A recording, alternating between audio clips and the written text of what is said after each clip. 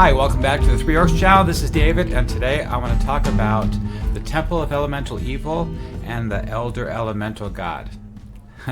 The entire campaign for the Temple of Elemental Evil is about the Elemental God, Zugmoy, Uis, and also St. Cuthbert, the players, other NPCs, Nolb, and the village of Hamlet. If you follow my campaign, which is more of the epic version of this campaign, which isn't just running the campaign from the pages, but the entire Viscounty, Greyhawk Forest, the Cron Hills, Lower Mill Mountains, the Valuna, Firandi, Divers. If you include that entire area as the play area, more like an open sandbox campaign where the players can almost go anywhere and still be involved with the campaign, you're going to have to look at this a little bit more carefully so that way you find out how the whole thing works. The Temple of Elemental Evil is based on Zugmoy being imprisoned on level 3. And the players, as they go through the dungeon, finally, when they get high enough level, they'll inadvertently free her and the Elder Elemental God, or neither. It's up to the players. And it's a heavy decision when they come to that. Now, I follow Greyhawk Ragnard's lore, his investigations over the years. Joseph Block put a lot of research into this over the last 10 years into deciphering what the Temple of Elemental Evil campaign module is supposed to be about. And it's all based on interviews with Gary Gygax over the years. And the fact that Gygax did not provide all the information to Frank Mencher when he wrote the module after Gygax left. That couple of reasons. One is he wasn't there to help him write the module, and he felt that his notes would hinder and confuse Frank in writing the module, and also make it too big and unwieldy. He can't publish a 1,000-page module. So he actually left that out, even though the intention is that the Elder Elemental God was down there, and Loth was behind things. That Loth had a heavy interest in this. I like what Joseph Block discovered and how he explained things, so I'm taking his decisions on this campaign into my own. So going forward, all my articles from the entire website is basically based on his hypothesis of what's going on with the Elder Elemental God and Uis and Loth. I wrote an article based on that assumption of the history of the Elder Elemental God and the history of the Temple of Elemental Evil. I'd like to go over that with you so you can see how this campaign plays out. Let's take a look. Hello, I'm back down here. So I'm showing on the screen an image of the Elder Elemental God. Now, this article I wrote for the Patreon and for the World Anvil website. This is a shortened version of that. The image is based on a description that Gary Gygax had Paul Stormberg in Orth Journal number 12, I believe. They had a discussion in a QA session in the article talking about the Temple of Elemental Evil. And that's the basis of a lot of the changes I've made to the Temple of Elemental Evil and the Elder Elemental God. The god has an original name, Rantak. And basically, he's an ancient alien from another universe. Explaining that here in the article is that the Elder Elemental God, known as EEG, it's a shadowy cosmic power which is formed of primordial chaos. Now, before the gods shaped the world, there was the Elder Elemental God. The EEG is not native to the deity multiverse, and being from a chaotic alien dimension. A creature with writhing entropy. Unlike Zugmoy, the demon queen of fungi, or Uis, the cunning demigod, that exist on the primaterial plane, the Elder Elemental God seeks not domination but utter chaos. Its hunger for entropy threatens to unravel reality itself.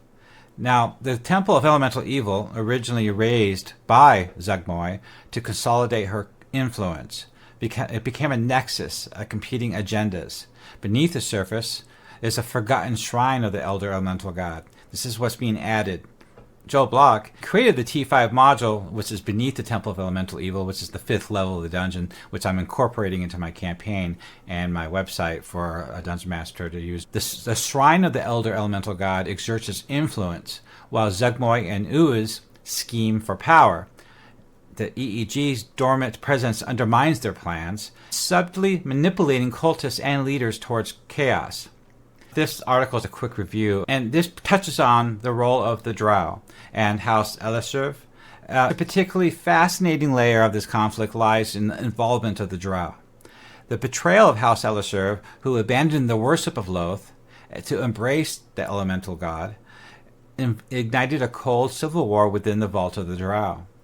House Elisherv, seeking to challenge Loth's supremacy, saw the Elder Elemental God as a means to tip the balance of power to their favor. The cults and shrines, notably the infamous Temple of the Eye, became a focal point in the Elemental God's resurgence.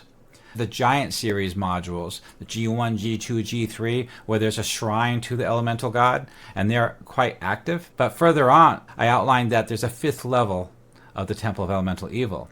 The temple's architecture reflects this complex story.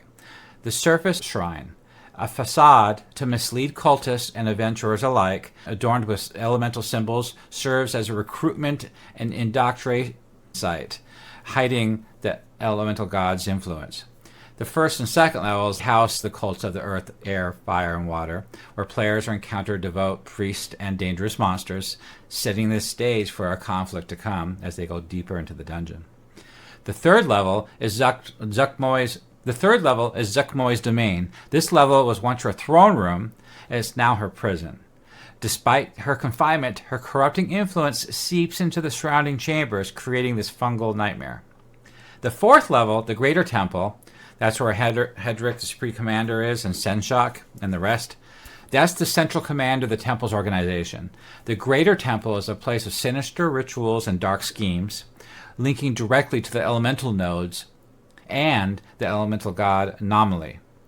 Then there's the 5th level, the added level. This is what fixes things along the lines of what Gary Gygax's original intentions were. The 5th level is hidden and guarded by eldritch horrors. That's where the elemental god's power manifests. The adventurers who reach this level face existential threats as the rules of reality begin to fray under the god's alien influence. You can get of Greyhawk Grognard's copy here at the link, and that's what the cover of the module looks like, which is really nice. It goes along with the same themes as the original module. And now you got the temple leaders, Zuckmoy, Iwiz, and the elemental prophets. The head priest of the different temples there, earth, fire, water, air, each pursue their own agendas, just like it says in the module. Zuckmoy's fungal ambitions, his military conquest, and the elemental god's hunger for chaos create this alliance, ready to implode at any moment. So the adventurers could take advantage of this. The player character's survival often depends on their ability to uncover the temple's secrets without drawing attention of the powerful leaders.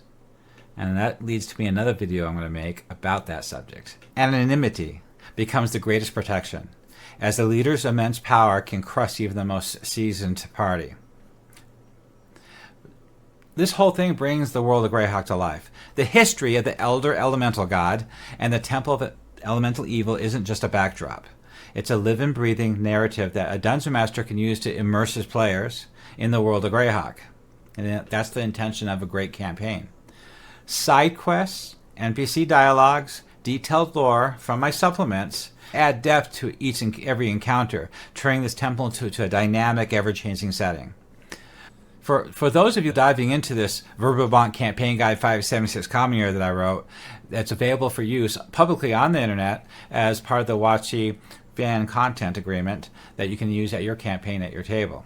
I write all my articles in bullet point format, brief and terse to the point, to where it's highly referenceable, so you can use that at the table without having to read through a slog of large articles and try to find that information on the internet or your many books that you have.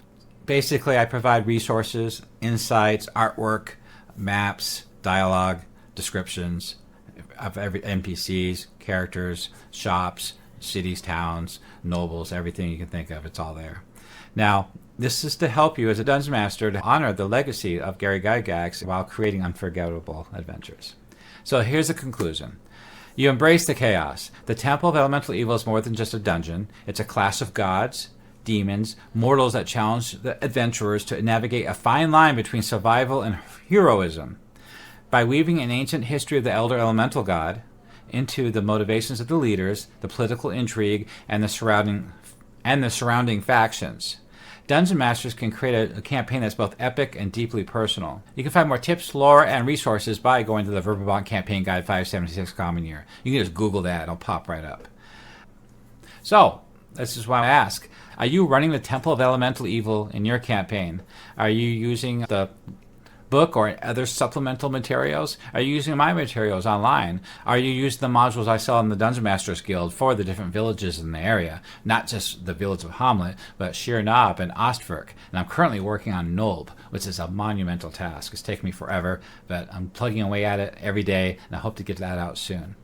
Thank you for watching my video. I hope this was insightful on the campaign as a whole. You're welcome to read the actual article of the history of the Elder Elemental God, which have been revised to include what Gary Gygax discussed with Paul and others, lore experts on the different forums. Please let me know what you think below, or come to my Patreon to support the project. We're always encouraging members to join, to support it, get involved, and collaborate. We're constantly working on these locations. I've only had these villages done so far, and more actually, that's on the website, but more need to be done. I'd like to extend into the gnarly forest, out into the wild coast, include divers, and possible other areas in the campaign setting. That way your players in the campaign can be from almost anywhere. Their backstory, their background could be from a certain location that has an article attached to it with NPCs. So that way they can use that as their home base where they can return to if they ever need to, and to get information, training, supplies, whatever. And this actually brings the campaign to life. This material is only there for the Dungeon Master and the player to use if they need it. That way it's available, which is really important. I don't expect everybody to need every NPC and every article and location in the entire world that I create, which is over 2,000 of them. But at least they're there for you to use. All the gods, all the races, everything you need to know about the world of Greyhawk is on my website to run the Temple of Elemental Evil campaign. Did you enjoy video? Consider tossing support on my Patreon. It's best way to support orcs. If you would like to see more content, subscribe and post comments below. It better not be bad. So thank you for your time, and may your dice ever roll true.